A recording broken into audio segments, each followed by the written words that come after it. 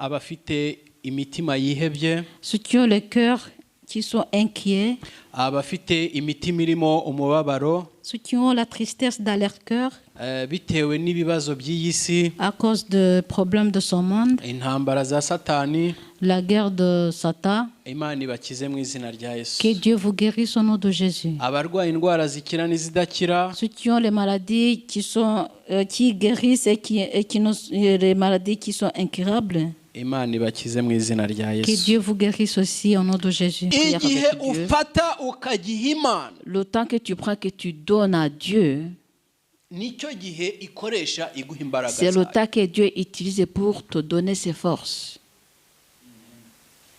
Ibi bintu byo muri iyi minsi, Les choses d'aujourd'hui, hein. umunsi mukuru habaye umunsi mukuru, habonetse ibiryo ukanga kujya gusenga. Lorsqu'il y a eu une fête quelque part, et il y a à manger, à boire, et toi, tu préfères d'y aller et tu laisses d'aller prier.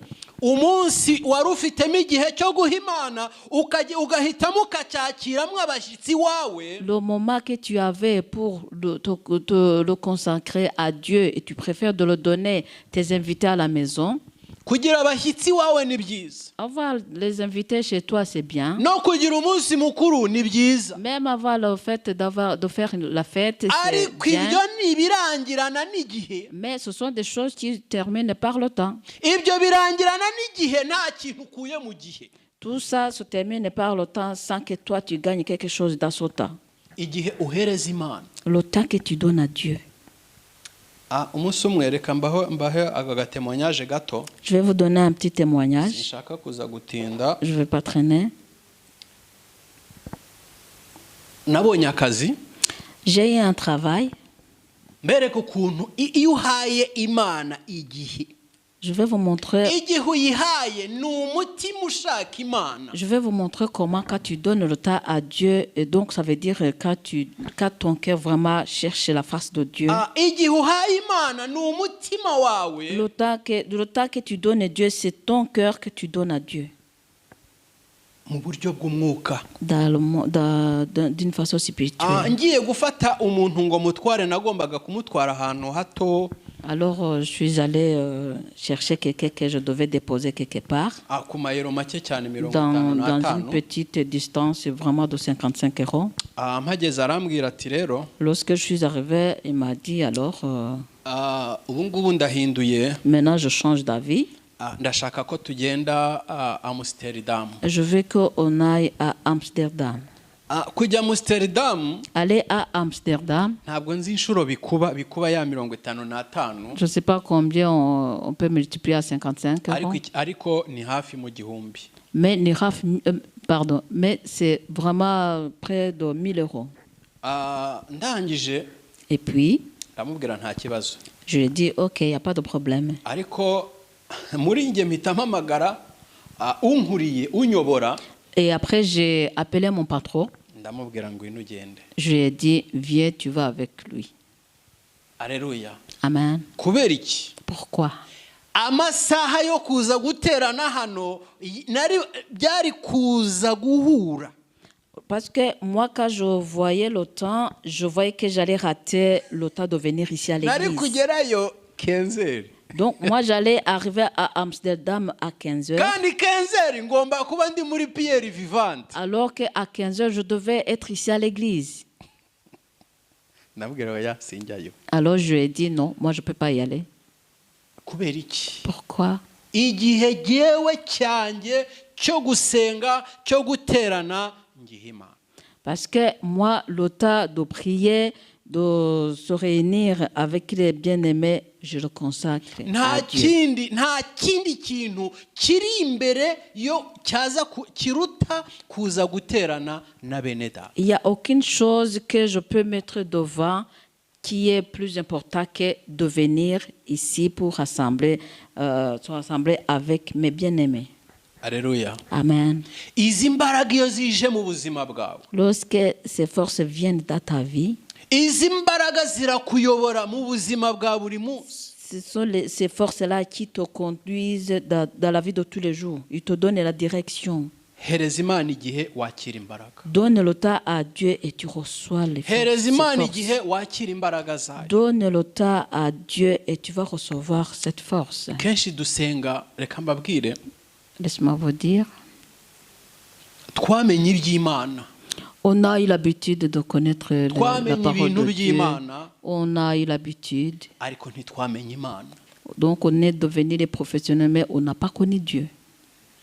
Twamenye ibintu by'Imana, On a eu l'habitude de connaître turaririmba, les choses de turabwiriza, Dieu, on chante, on prêche, ariko ntabwo tuzi Imana. mais on ne connaît pas Dieu. Wakamenya Imana, Si tu connaissais Dieu, nta n'umunota n'umwe tu watakaza n'allais perdre même pas une minute ngo ukubuze guterana, qui t'empêche vraiment de venir à ukubuze l'église, gusoma ijambo ry'Imana. qui va t'empêcher à lire la parole de Dieu. Njya mbabara cyane. Souvent, j'ai eu mal au cœur. J'ai mal au Umuntu cœur. araguhamagara, Quelqu'un t'appelle au uyu téléphone. munsi sinza gusenga Il te dit aujourd'hui, moi, je ne viens pas à ngo l'église kubera ko iwacu bakiriye abashyitsi, parce que chez nous, on a eu les visiteurs. ngo iwacu ngo batekeye abashyitsi, Et chez nous, on a préparé ngo à kandi manger ngomba pour les kuba mu visiteurs. bagaburira abashyitsi. Et je dois être parmi les gens qui vont servir les visiteurs. Iyo uzi Imana Quand tu connais bien Dieu, umenya ko umubiri uruta ibiryo, tu sais bien que ton corps est plus important qu'à manger. n'umubiri uruta imyambaro. Et ton corps est plus important que les vêtements. Aleluya. Amen.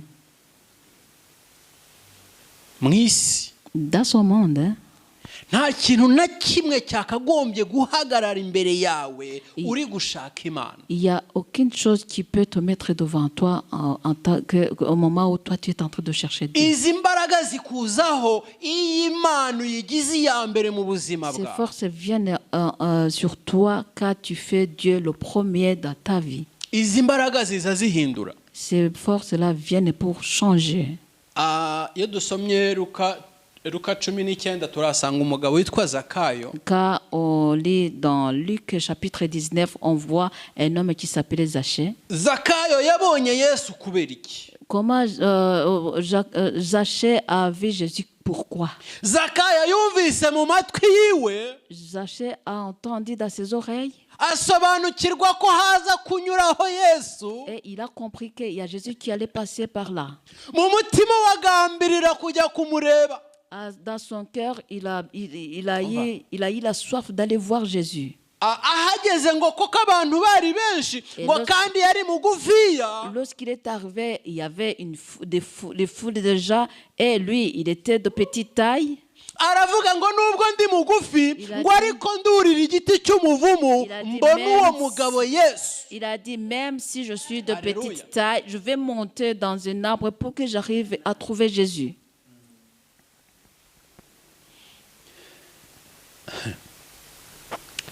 Yesu ahageze, Lorsque Jésus est arrivé, kuko Yesu ari we waremye imitima yacu, parce que comme c'est Jésus qui a créé nos cœurs, kuko Yesu ari we waturemye, comme c'est Jésus qui nous a créés, umutima wa Zakayo le cœur de Zachée uramukomanga l'a battu. ngo areba hejuru. Et puis il a regardé au ciel. Umva ngo abwira Zakayo ngo ururuka ngo uyu munsi ndarara iwawe. Et Jésus a dit à Zachée, Zachée, descends, aujourd'hui je vais passer la nuit chez toi. Amen. Aleluya. Amen. Zakayo Zachée abona Yesu ariko bitewe n'umwete afite muri we, il a vu Jésus, mais à cause du zèle qu'il avait dans son cœur, bitewe n'igihe yamuhaye. à cause du temps qu'il a donné Iyo à Jésus. usomye Zakayo Quand tu continues à lire, ntabwo yari umuntu woroshye muri leta.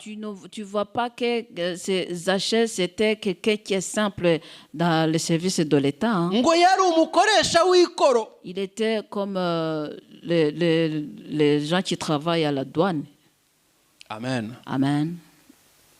Umwami Donc, il était yinjira douanier. kwa Zakayo. Donc Jésus est entré chez... Umwami yinjiye kwa Zakayo, imbaraga zinjira muri Zakayo. Lorsque le roi est entré chez Zachée, la puissance est entrée dans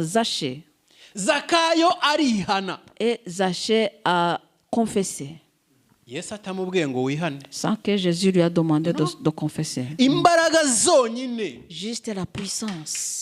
Alléluia. imbaraga za yesu zije muri zakayo. La puissance de Zakayo Jésus est yemera entrée kwishyura en abo yambuye Zachée bose. et Zachée a Amen. accepté de payer tous les gens qu'il avait refusé de payer. Aleluya. Amen. Imbaraga z'Imana mu buzima bwacu. La puissance de Dieu dans nos vies. Amen. Amen. Nibyo umukozi w'Imana yavugaga C'est ce que le serviteur de Dieu disait tantôt. ngo imyaka amaze mu bimugerageza, Dont beaucoup d'années qu'il a traversé dans les épreuves. iyaba ari we wenyine S'il était vraiment seul, ntabwo yari kubishobora. il n'allait pas s'en sortir. Ntabwo yari kubishobora. Il n'allait pas s'en sortir. Mu myaka yamaze, Le temps qu'il a passé, ni umugabo ntigeze numva muri we yijujuta. c'est un homme que j'ai jamais entendu en se lamentant.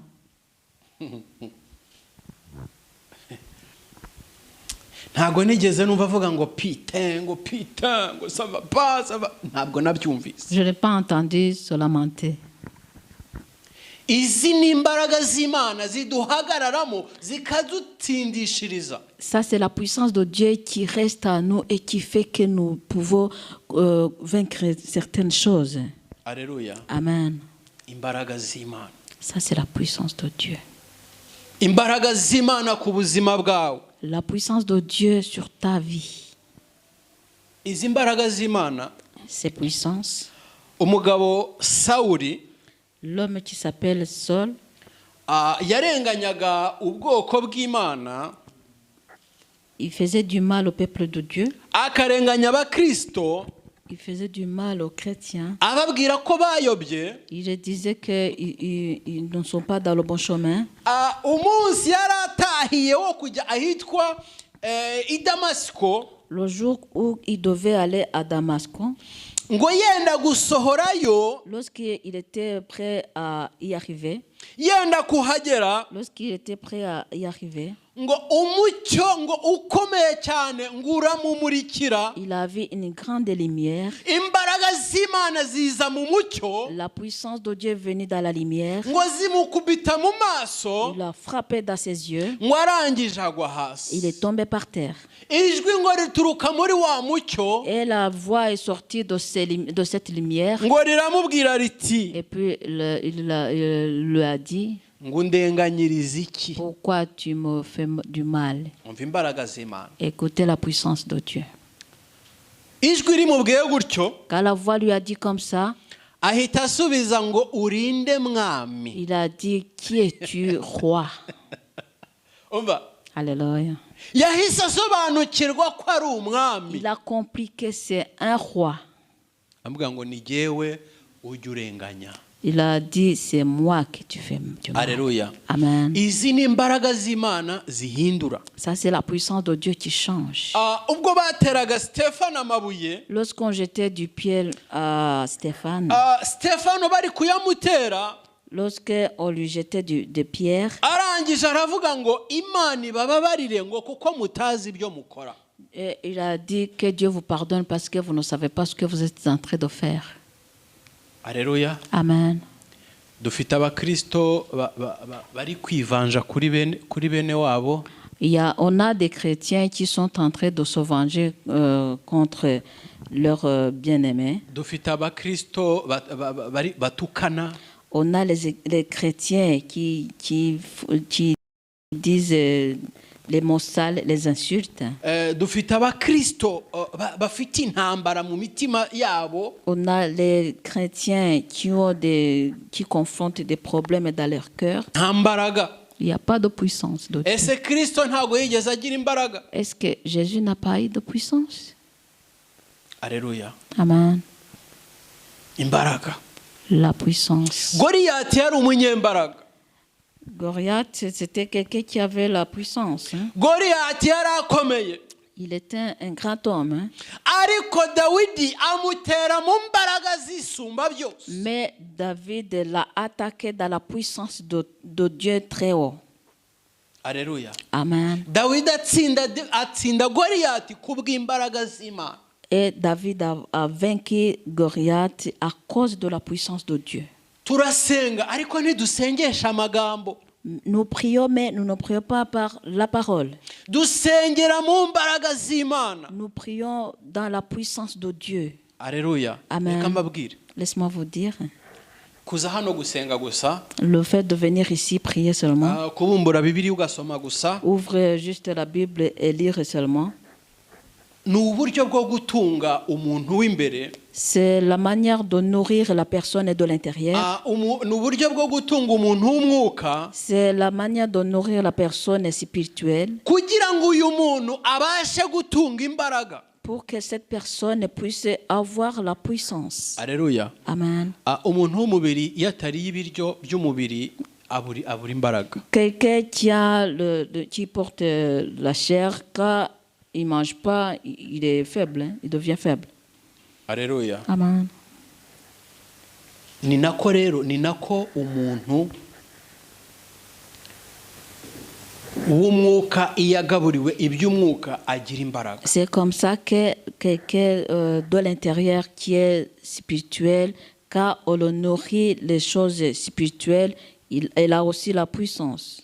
Aleluya. Amen. Izi mbaraga z'Imana, Cette puissance de Dieu, iyo umaze guhindukirira ubwami bw'Imana, Quand tu wakira imbaraga z'Imana. quand tu viens d'entrer dans le royaume de Dieu, tu reçois la puissance de Dieu. Ariko iyo utarahindukirira ubwami bw'Imana ntabwo ushobora kubona imbaraga z'Imana. Mais quand tu ne tournes pas vers le royaume de Dieu, là, tu ne peux pas avoir la puissance de Dieu. Uguma utuye mu mbaraga z'umwijima. Là, tu continues à habiter dans la puissance du monde de ténèbres. Koko ntabwo ushobora kubaho udakorera mu mbaraga. Parce que tu ne peux pas vivre sans travailler dans n'importe quelle... Iyo udakorera mu mbaraga z'Imana uba ukorera mu mbaraga za Satani. Quand tu ne travailles pas dans la puissance de Dieu, tu travailles dans la puissance de Satan. Aleluya. Amen. Bidusaba gufata igihe cyacu ngo tugihe Imana. Ça nous demande de prendre le temps et de le donner à Dieu. Umunsi umwe Un jour,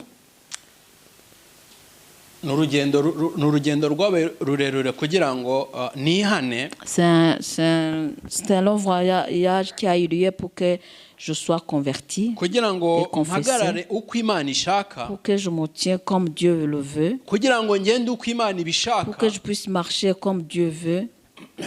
Ndavuga ngo none se Mana kuri kumbwira ngo ndeke abakopine mfite, Alors, urabona ko nzabigenza gute? alors j'ai demandé à Dieu, mais Seigneur, pourquoi tu es en train de me dire de laisser les copines que j'ai? Tu vois que je vais le faire comment?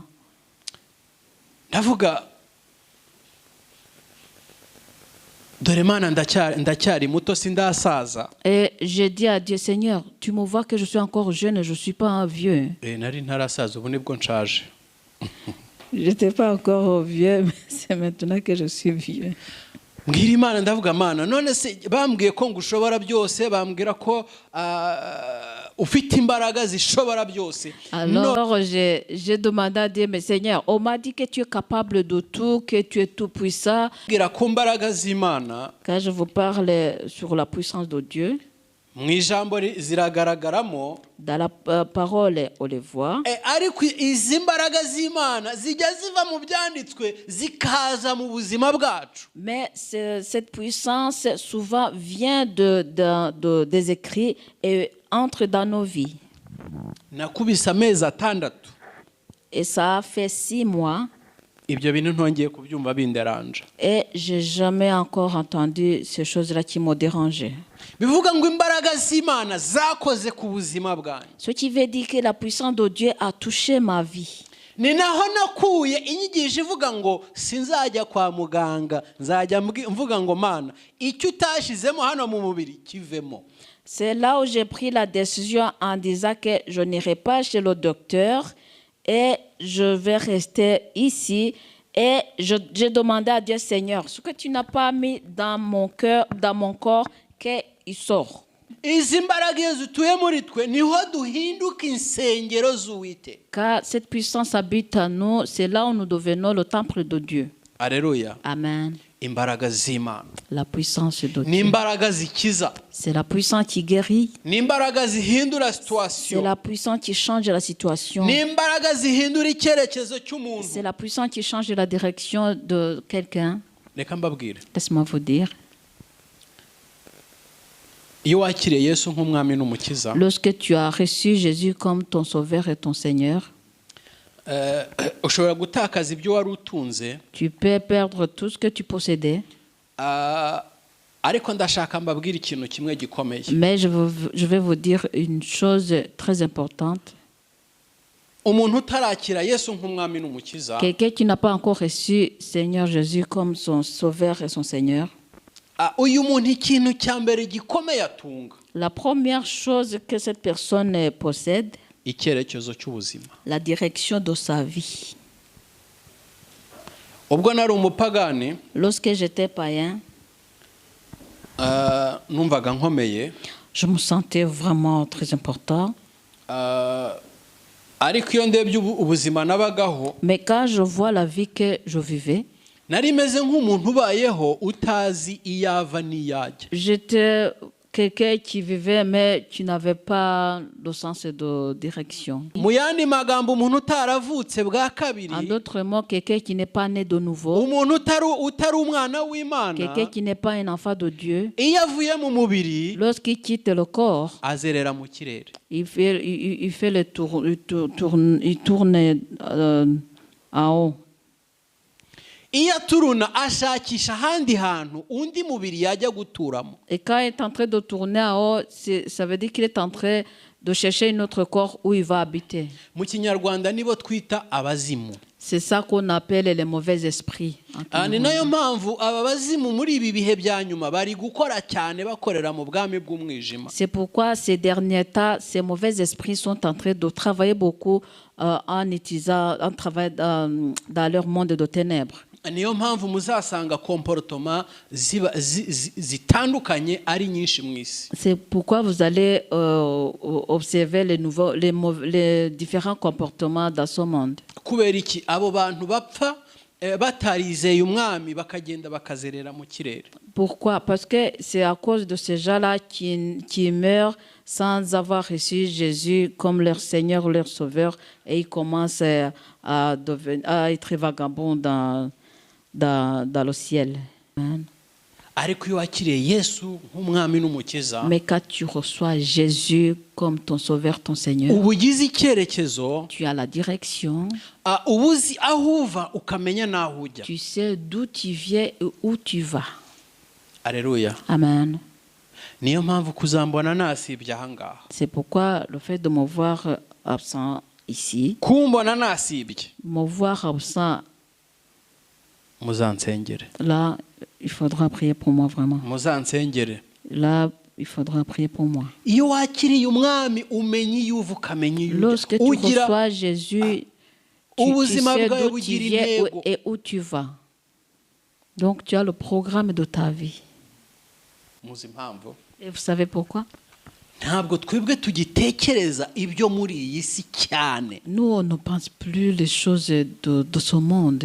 Ibyo muri iyi si ntabwo ari byo duhanzeho amaso. On ne fixe pas nos regards sur les choses mondaines. Umwami yaduhaye icyerekezo. Dieu nous a donné la bonne direction. Umwami yatubwiye ko turi kugenda. Jésus nous a dit qu'on est en train de partir.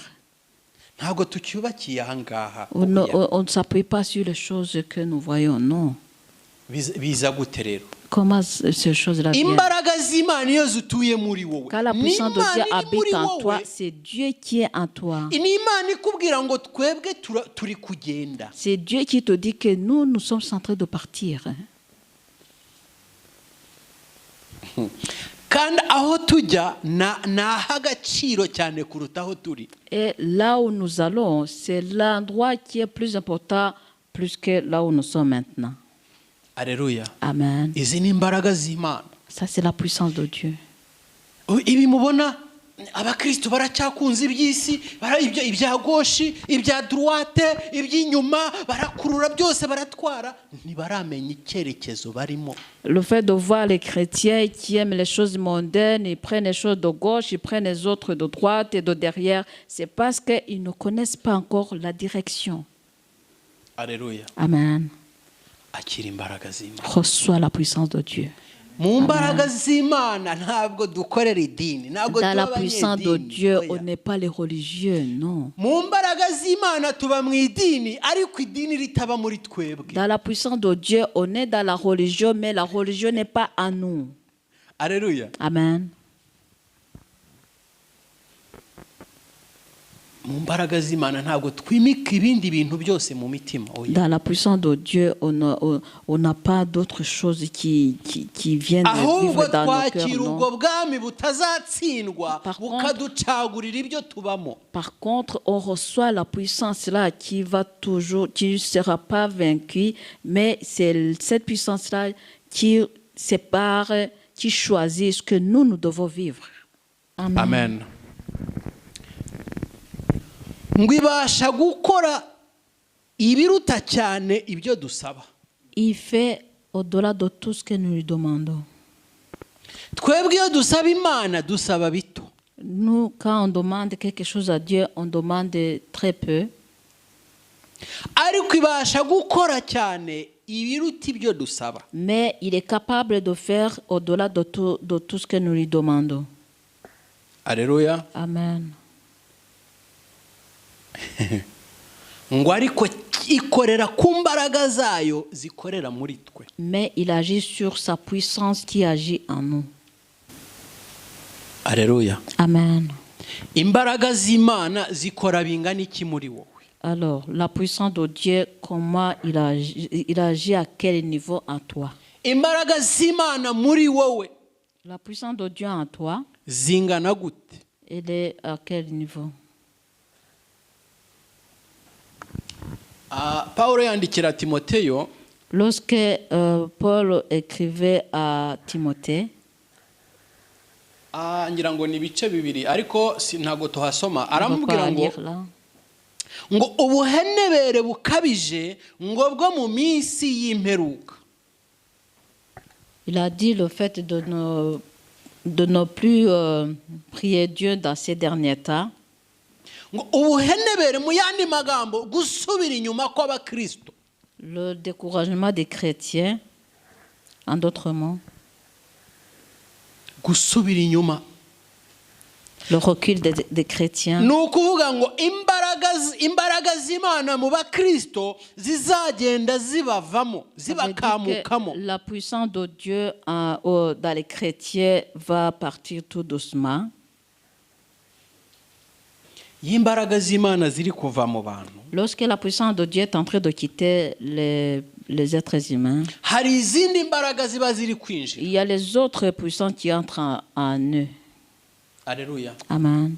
Aho gukurikiza imbaraga z'Imana no kuzigenderamo, Au lieu de continuer à travailler selon la puissance de Dieu et marcher selon cette puissance, tugendera mu mbaraga z'isi. on commence à marcher selon la puissance de ce monde. Kandi isi nayo ifite izindi mbaraga ziyikoresha. Alors que ce monde aussi a d'autres puissances qu'il utilise.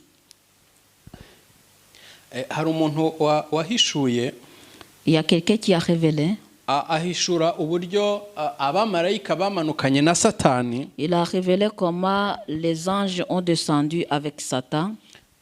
aribo twita abadayimoni Et c'est ce qu'on appelle les démons, cyangwa se imyuka mibi y'ahantu ho mu kirere. ou bien les mauvais esprits qui sont dans certains endroits au ciel. Izi mbaraga nazo zikeneye kugira ngo zigarurire umuntu mu ruhande rwazo. Ces puissances aussi ont besoin de trouver quelqu'un à qui ils peuvent entrer là-dedans. Nabasobanuriye ko umuntu wa nyawe si uyu mureba. Je vous ai expliqué comment la vraie personne, c'est pas quelqu'un que vous voyez avec vos Umuntu yeux. wa nyawe ni wa wundi ukuvamo bakajya guhamba igisigaye. La vraie personne, c'est quelqu'un qui te quitte et après on va enterrer juste ton corps comme une carcasse.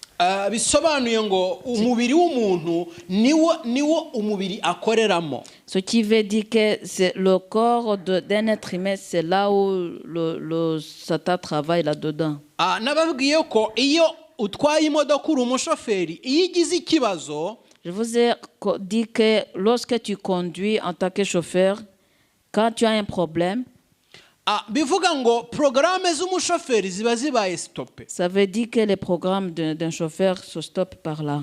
Cyangwa se umushoferi akazishyira ikindi gihe. Ou bien le chauffeur commence à programmer un autre jour.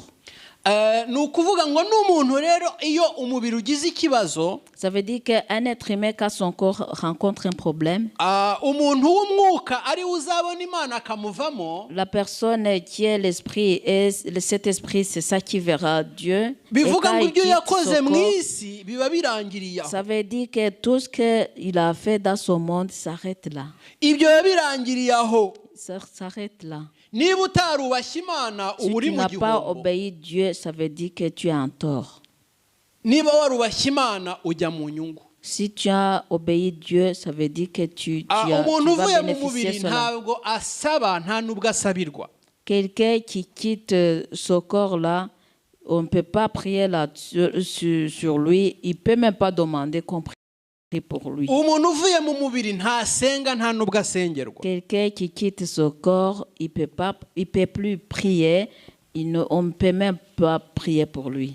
Niyo mpamvu abo badayimoni bamanukanye na Satani. C'est pourquoi ces démons qui ont descendu avec Satan, binjira mu bantu batazi Imana. et ils entrent dans les gens qui ne connaissent pas Dieu, Batari mu imbaraga qui n'ont z'Imana. pas la puissance de Dieu. Bishatse kuvuga iki? Ce qui veut dire quoi? Iyo imbaraga z'Imana zitari muri wowe wakira izindi mbaraga. Lorsque la puissance de Dieu n'est pas en toi, tu reçois d'autres. Kandi imbaraga wakira ni izirwanya Imana. Et la puissance que toi tu reçois, c'est la puissance qui combat Dieu. Muzasanga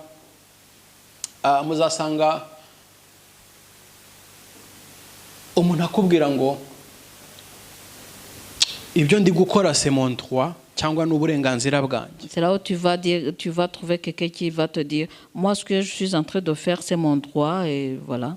Ariko umuntu akakubwira ngo ni droit ariko udetruiza umubiri Imana yamuhaye kugenderamo. Quelqu'un te dit oui c'est son droit mais il est en train de détruire son corps alors que c'est Dieu qui lui a donné. Njya nibaza. Parfois je me demande. Reka mbaho urugero. Je vais vous donner un exemple. Hari umuririmbyi umwe w'umunyamerika. Il y a un chanteur américain. Mbereka agaciro k'umubiri nako tuzakagarukaho mu nyigisho itaha. Je vais vous montrer l'importance du corps, mais on va y revenir dans les prochaines prédications. Yaguze imodoka mu ruganda rwa Ferrari. Il a acheté une voiture dans l'usine de Ferrari. Ariko kubera ko ari umukire cyane. Mais le fait qu'il est très riche, arayijyana bayitransforma. On l'a transformé. Bayikuramo indi marque itazwi. On a créé une autre marque qui n'est pas encore connue. Ni ukuvuga ngo yari imodoka isanzwe Ferrari ihenze. Donc avant c'était une Ferrari très chère. Arayijyana bongeraho ibindi bintu ku ruhande by'amababa n'ibindi hejuru n'ibindi nyuma mbega bayikora ukundi kuntu. On l'a transformé dans une autre façon. Mbere ku kuntu n'abantu batransforme umubiri wabo Imana bazabonana. Ça c'est pour vous montrer comment les gens qui transforment leur cœur, comment ils vont avoir des problèmes devant Dieu. Uyu muntu barabimenye neza urwo ruganda rurabimenye. Alors l'usine de Ferrari a été au courant qu'on a transformé leur voiture. Baramubwira ngo ahantu hose hari iyi marque. On lui a dit à chaque endroit où il y a cette marque, nta burenganzira ufite bwo kongera kuhinjira. Tu n'as pas droit d'entrer là-dedans. Amafaranga yose watanga nta gicuruzwa cyacu twaguha. Tout l'argent que tu peux donner, on peut plus te donner notre marchandise. Ni umukire. C'est un homme riche. Yagombaga no gukuba kabiri igiciro cy'izo modoka zigura. Il pouvait même multiplier 2 fois du prix que ça coûte Ferrari. Mais on lui a refusé d'acheter une autre voiture dans leur usine. Pourquoi? Si dans ce monde, bagira jalousie z'ibintu byabo Ils ont la jalousie de leur cyangwa se bien, barespekta ibintu byabo. ou bien ils respectent leurs biens. Imana izabuzwa n'iki kurespekta ibintu byayo? Alors, Dieu, qui va empêcher Dieu de respecter ses biens?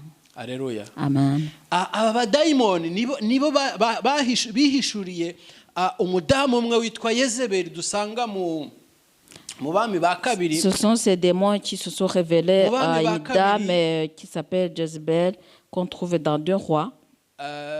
Ibice 9 umurongo Chapitre wa 9, 30. verset 30, on ne va pas y lire.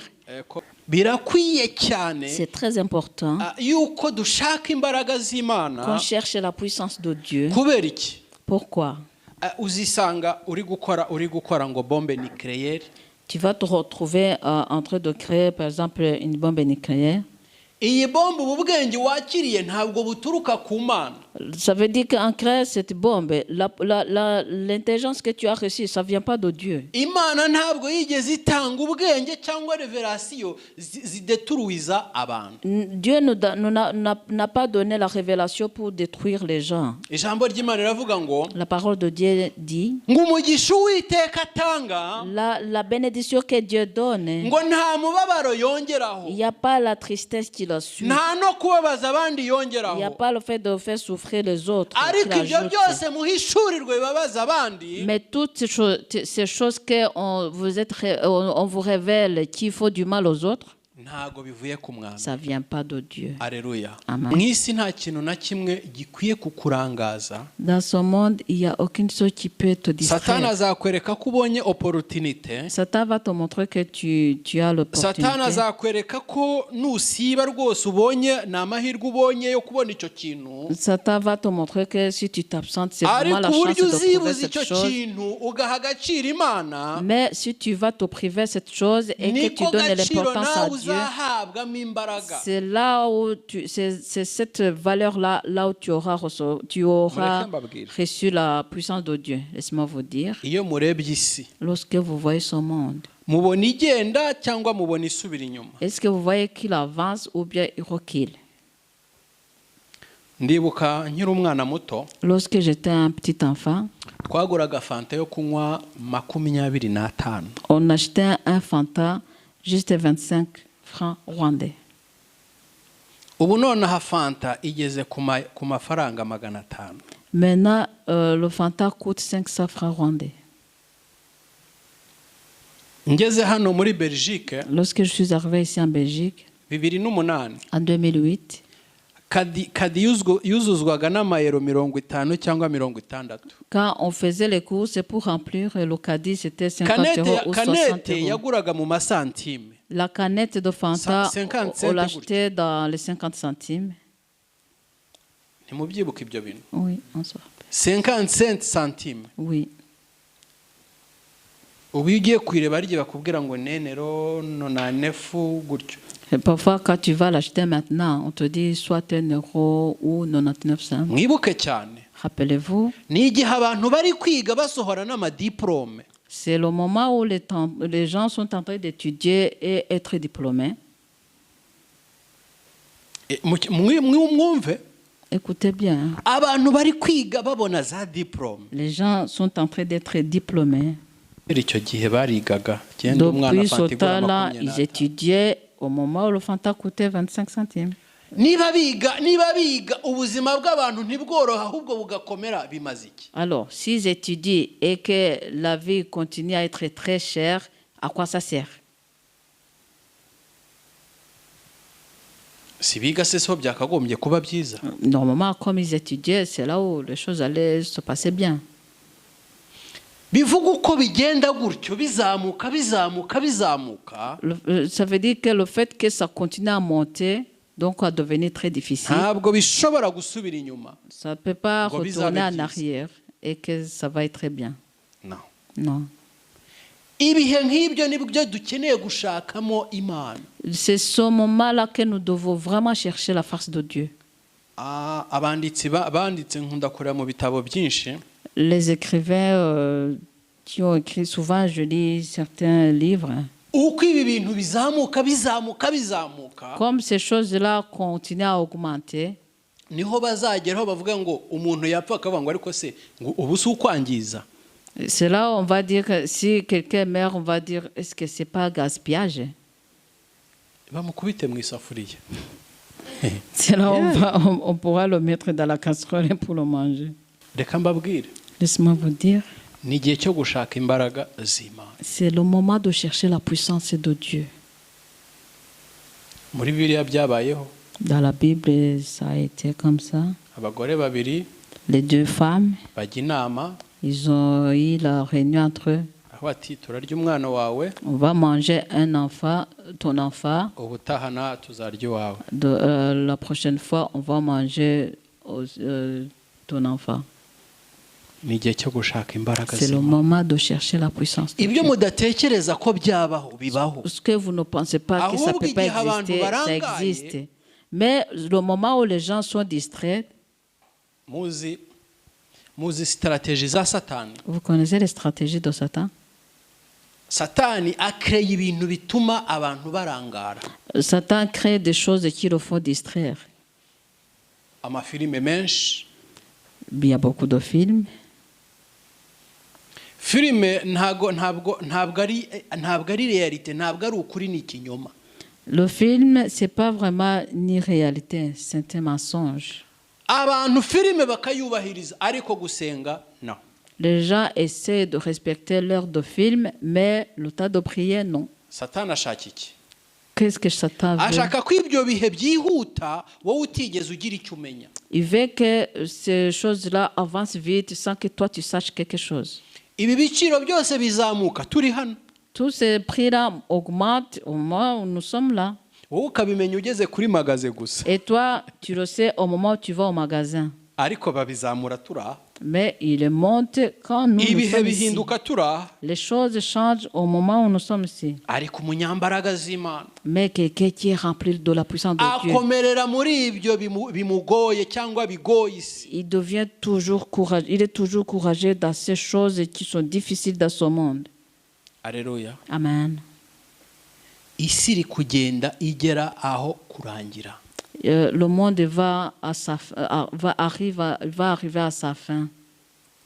Batarabatizwa mubatizwe. Ceux qui ne sont pas encore baptisés, ils peuvent être Abataremera baptisés. umwami Yesu mumwemere. Ceux qui ne sont pas encore acceptés Jésus niwe comme nzira leur y'ukuri. Seigneur, leur Sauveur, Niwe nzira y'ukuri n'ubugingo. parce que c'est lui le chemin, la vérité et la vie. Yesu abwira Nikodemo, Jésus a dit à Nicodème, aravuga ngo ntibishoboka ko wakwinjira mu bwami bw'Imana Il lui a dit- utabyawe n'amazi. il lui a dit que tu ne peux pas entrer dans le royaume de Dieu sans être né de nouveau. Aravuga ngo ikibyarwa n'umwuka ni umwuka, Il a dit ce qui est né de l'esprit, c'est un esprit. n'ikibyarwa n'umubiri nacyo ni umubiri. Et ce qui est né de la chair est la chair. Nikodemu yari umwigisha ariko utarasobanukirwa kote spirituel. Nicodème était un enseignant, mais il ne connaissait pas encore tout ce qui est côté spirituel. Imana ibaha umugisha. Que Dieu vous bénisse. Abafata iby'Imana nka burage, Ceux qui prennent les choses de Dieu comme des blagues, muhindure mufate iby'Imana au sérieux. changez et prenez les choses de Dieu au sérieux.